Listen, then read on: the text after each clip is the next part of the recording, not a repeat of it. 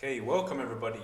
Diego here. So first of all, if we quickly look at the dollar for today's forecast, we were obviously anticipating a potential tap of the third trend line. However, we did also figure out it does not always have to tap a trend line if there are levels prior to that and a further confluence, such as this third tap of this larger wedge pattern.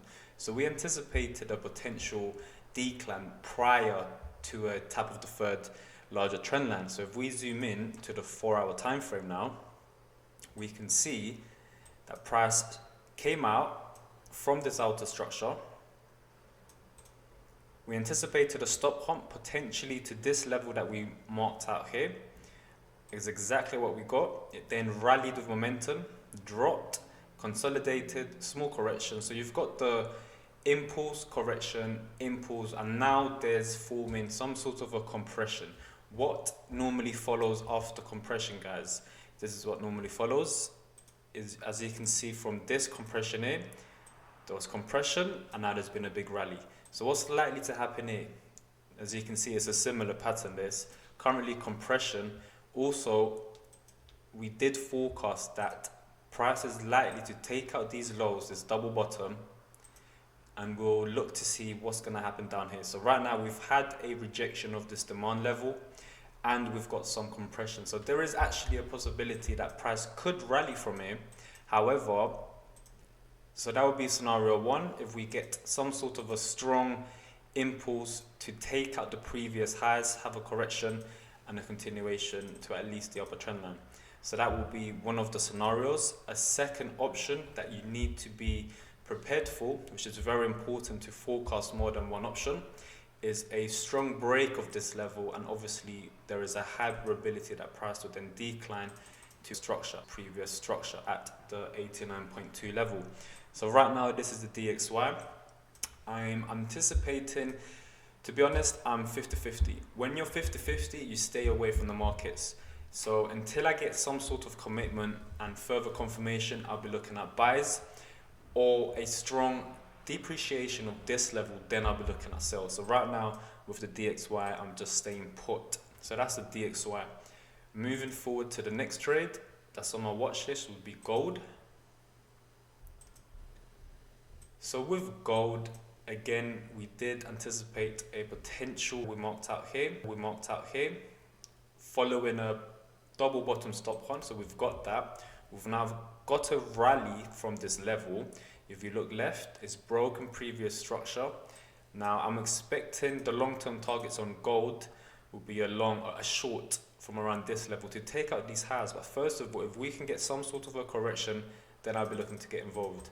So that's gold. If we zoom out onto the daily time frame, so this was just an example of impulse, correction, impulse, correction, impulse, correction, impulse, long correction, impulse. Now we've got an expanding correction. So what's likely to happen? A big short. So I'm interested in shorts. Obviously, if there's a buy opportunity at this level, then yes, I'll be looking to get involved for a long towards the area of liquidity, which will then take out all these lows and tap this support. So this is gold. Think about the phases. There's always an impulse. After an impulse, there's a correctional phase.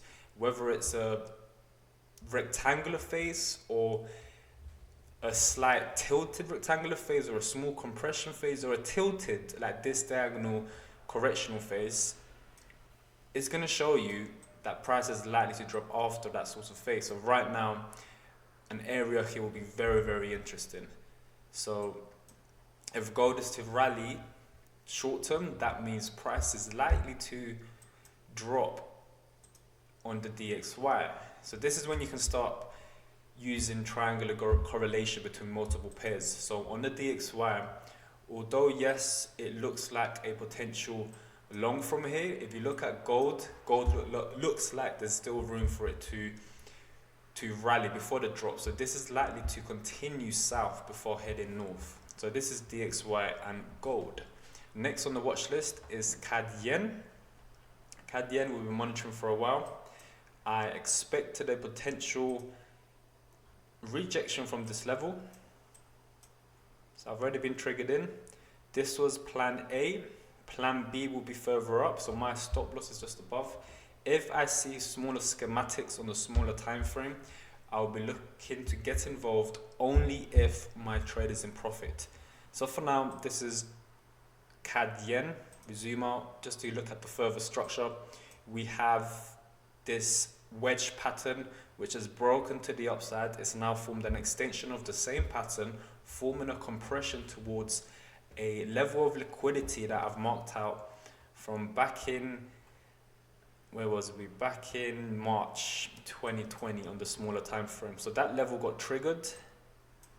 That would have been the optimum entry, but I managed to miss it, which is fine. So right now I've got a take profit 1 on CAD yen, a break of structure. I'll be looking at a long-term target of 80.0, which is a 30 now, which is fine. Also, I do like the fib that's played out from here. A, B, C would be this level here. So A, B, C at the 50, it rallied, made new highs, and if we zoom in even further, just do this, we can see that price hit the 27 fib extension, done a small stop hunt, and then closed back inside. So what am I expecting price to do here? I'm expecting price to depreciate rapidly towards the 61% fib extension in confluence with a double bottom, but also form a potential stop hunt, which is very common with this pair and with Fibonacci's in general. And I've got my level here marked out. So this is my long-term target on CAD yen. So that's CAD yen. Next on the watch list is yen futures. Again, I've been forecasting some sort of a rejection towards this level. So this is the yen futures, which is good to look at when you're trading CAD yen. Sorry, dollar yen as well mainly. So right now we've got a rejection, but we need further confirmation. We had the rejection of this support, which was in confluence of a third tap of this channel. Also this compression, hence why price rallied rapidly. If we zoom into the 1 hour time frame, right now, okay, we've got a rejection of the zone. We've taken out the lows, compression, momentum, pullback, continuation. So let's see what's going to happen on yen futures. Right now it's still early, it's still very early. Next on the watch list is Euro USD. So this is a trade that I took, but not one that I forecasted with you guys because it's not a high probability trade. Reason being is because I want to catch these trades normally at the bottom of structure or further on a retest. This is more or less in the middle of no man's land. So we just delete this. On Euro USD, we can see that price is now still making high highs and high lows, which means yes, the DXY most likely will continue south. So right now I'm expecting a potential tap of this level and most likely some sort of a rejection just above. So this is Euro USD. If we zoom out to the 4 hour, the daily, we can see that price is in an uptrend. It's rejected of this trend line and this wedge pattern on the 4 hour now. This is a double confluence. We've got an X formation, fake out of this trend line in conjunction with a compressed pattern which tapped a level I had marked out here, and now it's rallied, making new highs on the smaller time frame. So right now with Euro USD, I'm expecting, as you can see what's happening here, there is some sort of compression. Let me just take. We can see compression right now in the Euro USD. Now, compression prior to a double top, likely to reject somewhere either just a little bit above the double top, then we can finally get a correction to really get involved with the market. That's when I'll be looking to get involved on Euro USD. So we've got the compression, a short-term sell, which is just a correction, map at the fib from the lowest point to wherever it finds the new high. Once the new high is formed, then you can connect your fib. Might even go a little bit higher.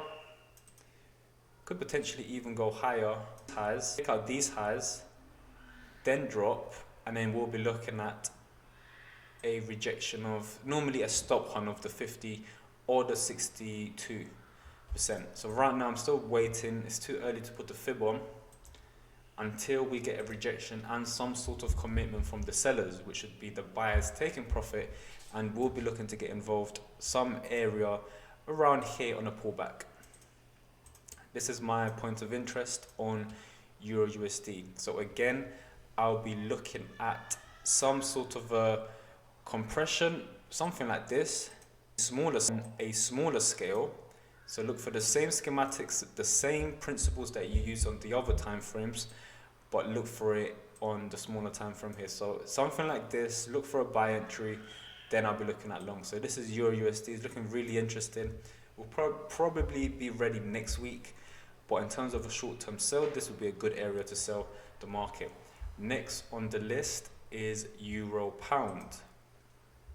So Euro Pound, we've been forecasting this for a while. Again, we've got a double bottom stop hunt, a rejection of a level here.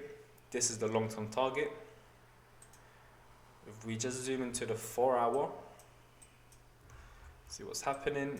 Price is now compressing, is messing around on the 1 hour just to get a clearer picture.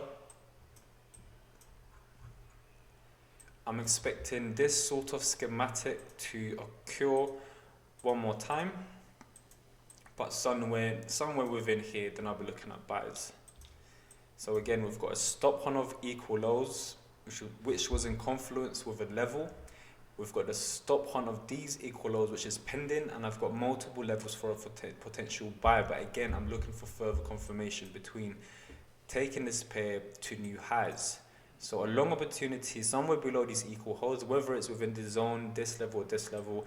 Again, I need further confirmation on the smaller time frame, some sort of a break of structure, then I'll be looking to get involved. So right now, price is just accumulating orders, and these levels are likely to get stopped out. As you can see, there's always a stop hunt of equal lows. Stop hunt of equal lows get tapped from a level from the previous left. Again, stop hunt from equal lows, and these are the levels I've marked out for a potential rally to the upside. So this is Euro Pound, is looking really interesting. Next on the watch list is Euro Aussie. Again, same principle, equal lows and some out for a potential rally to the upside. You need to trade market psychology to your advantage. Think about it. If traders are buying equal lows, that means there's a high probability that they'll get stopped out, because obviously 98% of traders do not really succeed in this market. Also, the traders that are selling it on the breach of these equal lows, they will get stopped out as well, because you'll be getting involved for a long and they'll get taken out when price rallies. So again, if we just take this schematic and just to give you guys an idea, we've got the equal lows,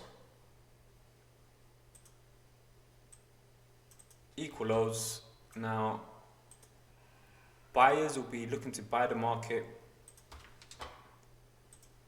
somewhere here, they'll buy it, then they'll get stopped out, and the sellers that are selling the market on the breach of this support, they'll then get stopped out for a continuation. So this is an important pattern to take note. So I'm expecting something similar, which is what's happened recently on Euro Pound. I'm expecting something similar on the Euro Aussie. So either a rejection of this level to new highs, or a rejection of this level to new highs. So that's Euro Aussie. Next on the list is AUD USD. AUD USD, I need to be a little bit patient with the Aussie. If Euro Aussie is to go long, which means Aussie weakness, then obviously some sort of Aussie weakness here would be a good trading opportunity. So what can I see? I can see a double top and I can see a compression. The only issue I have with this compression, although it looks really attractive, is the fact that the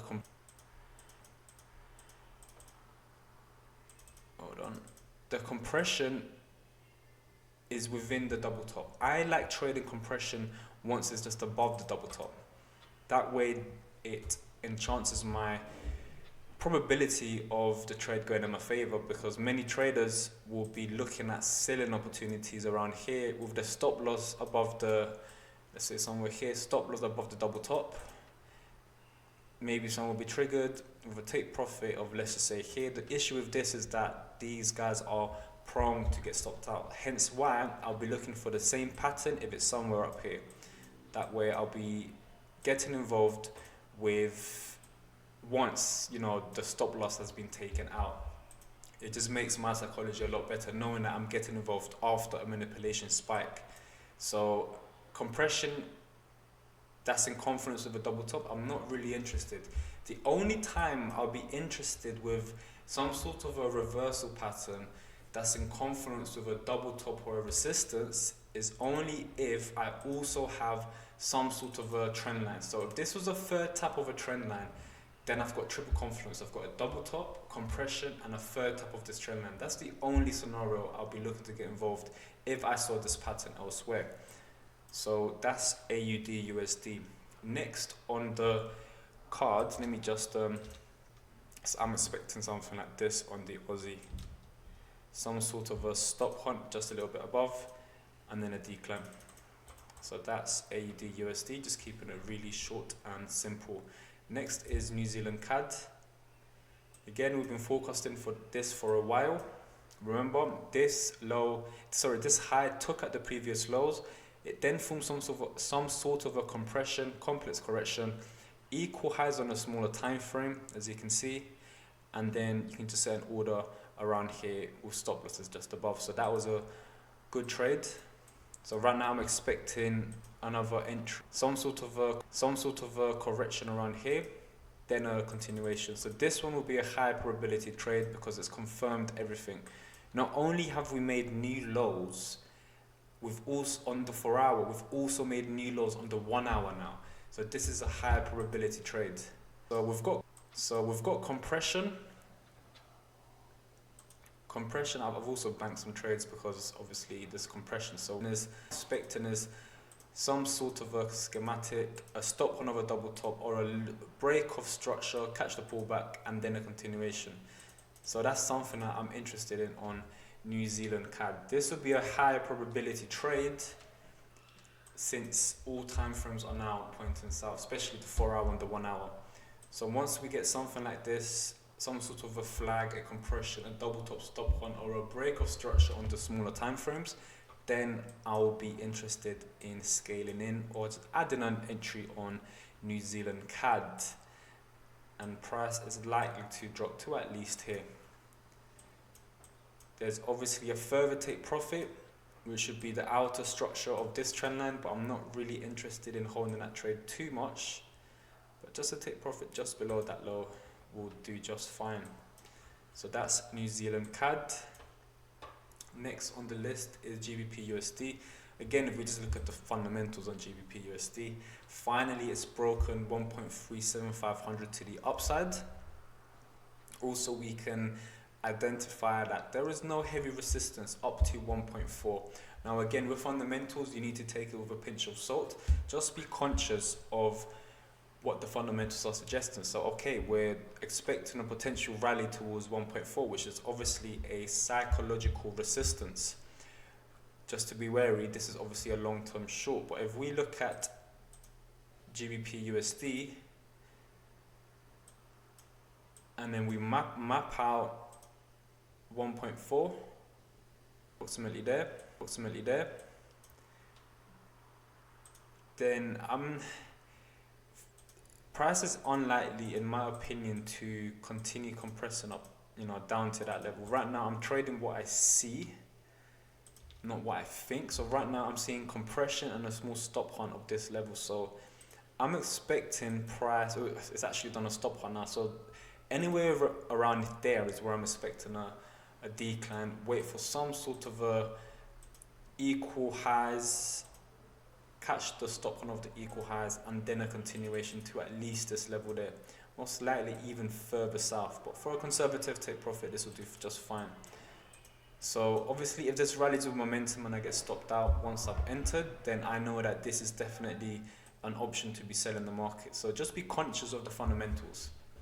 So right now this is GBP USD, and that's it for today's market breakdown. I'll be doing another one tomorrow on any updates of structure or patterns, or even a new pair that manifests itself into reality, because obviously, you know, the markets are constantly changing. Right now, Euro New Zealand was, you know, I'm not really watching this.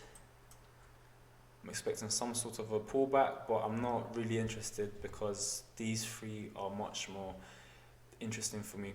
Higher probability trades. So right now, that's today's market forecast. I hope you guys enjoyed it, and stay tuned for the next episode. Thank you. Bye bye.